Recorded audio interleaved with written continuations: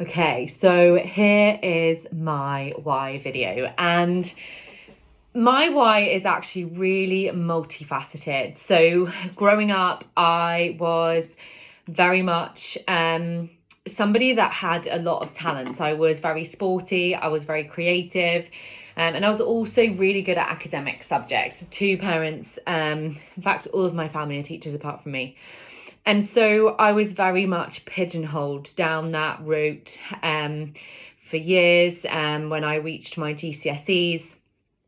And no, actually, when I reached leaving school, primary school, I was at a prep school at the age of whatever it is, 10 or 11. My parents basically wanted me to go to the private school and they couldn't afford to send me. And so the only way that I could go to that private school with all of my friends from the prep school was if I got a scholarship. And so the pressure on me academically was just unbelievable, not only to prove to my parents that actually, yeah, I could be really good at academic subjects, but also in order to stay with my friends. And even at that young age, the teacher pulled me aside and just noticed I was acting up in class. And that pressure was just enormous. And I can remember having a massive meltdown at that age because I didn't get a scholarship. I got a bursary. I wasn't within the top 25 that took the test. And that pressure on me was huge. And I think I very much carried that pressure through into secondary school, into my adult life. As I've said, all of my parents, family members were academic. They were teachers or lawyers. And so without really being said, that was the route my mum wanted me to go down. It was massively the route she wanted me to go down. I mentioned to some of you guys it got to choosing my A-levels, and my parents said, we're not going to continue to send you to Stanford School unless you do academic subjects. I was actually really sporty and really creative. I loved textiles. I wanted to do fashion PR.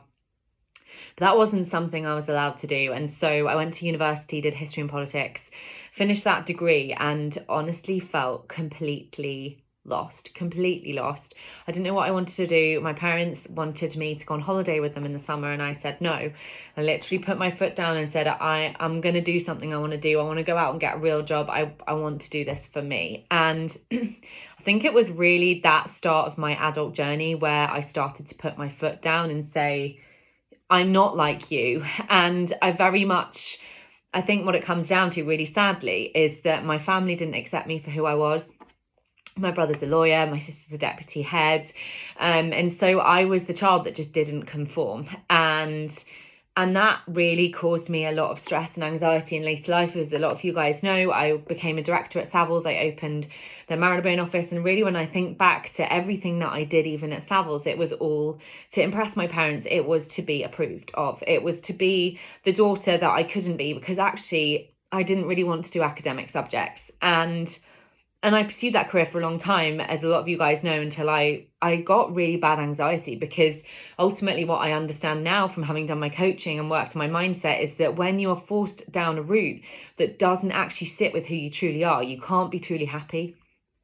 And I came across this coaching when I had my son, and when I had my son, I can honestly say, looking back, I think I probably had postnatal depression. It wasn't diagnosed, but even when I became pregnant, I was so nervous. I was so worried that the career girl in me would be taken away. And I think what that relates back to is that actually I still hadn't found what I wanted to do. I hadn't found my real purpose. And obviously I wouldn't change Arthur for the world. I absolutely love him to bits. Like, I can't imagine my life without him. But growing up, my dad had a massive brain tumour when I was about 15. He had 3 major brain operations, and my mum was absolutely the breadwinner. She was head of education support at Oundle School.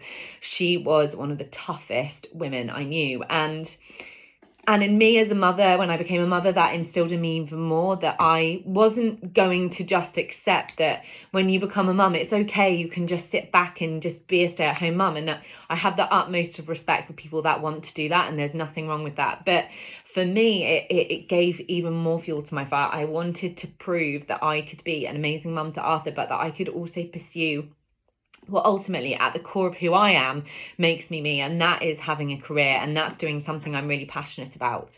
Fitness had always been a massive, massive passion of mine. You know, when I'd got stressed in the corporate world, exercise has always been the thing I've turned to when I've been stressed or anxious or anything like that. And I found coaching when I was kind of really finding myself as a new mum. I tripped on it on Instagram, as training as a PT. And the community just pulled me in. It pulled me in so much. But really, when I found my love for coaching, the reason why I'm so passionate about it and I'm so driven with it is that I want to be that woman that shows other women that you can be an amazing mum and be really present, but also have an amazing career, which is unbelievably fulfilling, which is obviously helping women to also do the same, to work on themselves, mind and body. And that for me is huge. Some of you guys don't know, but I have a hereditary condition called polycystic kidney disease. Ultimately means my kidneys could fail at any point. They develop cysts, organs can get stuck together. That's what happened to my mum.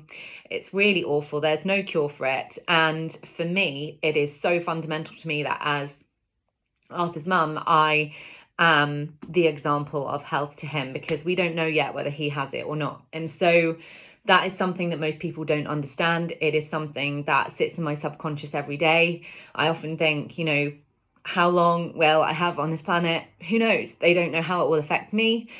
It killed my mum at 68. She had a brain aneurysm. That's as a result of the condition. I could have one too.